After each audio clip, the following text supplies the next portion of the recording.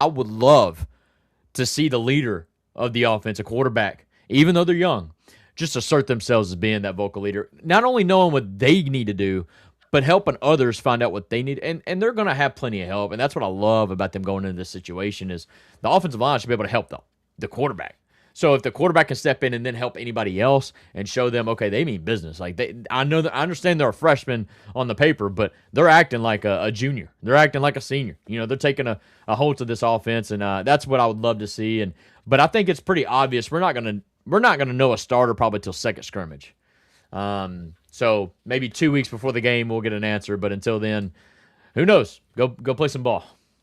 Yeah, and you brought up a good point. I mean, having a quarterback as one of your offensive, your leaders as far as that vocal leader and stuff, that's very important.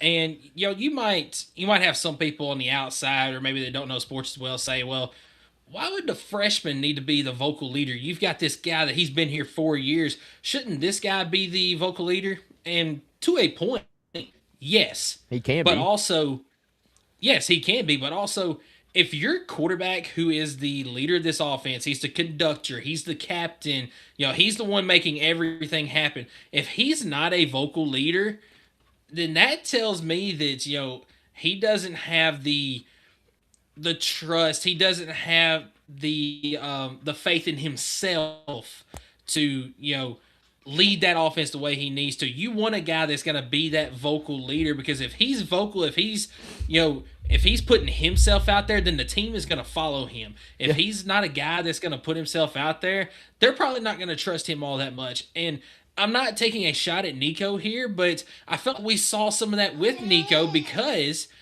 he wasn't that vocal leader at all. A guy like Hendon Hooker and even Joe Milton, Yeah, they were vocal leaders. Hendon more so than Joe. Yep. But you saw what they did. You saw how the team rallied behind them. And Nico just wasn't that guy as far as a vocal leader. Now, he had talent on the field, but you could see that there was things that he was held back. And whether it be confidence, whether it be, maybe the team not fully trusting him, we don't know.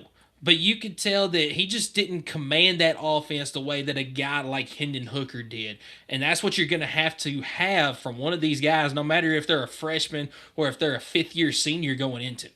Yeah, and I mean, a leader, being a leader on a team, something you got to develop and establish those relationships and whatnot. Because just being a leader, I think a lot of people kind of think that just means they're bossing everybody else around.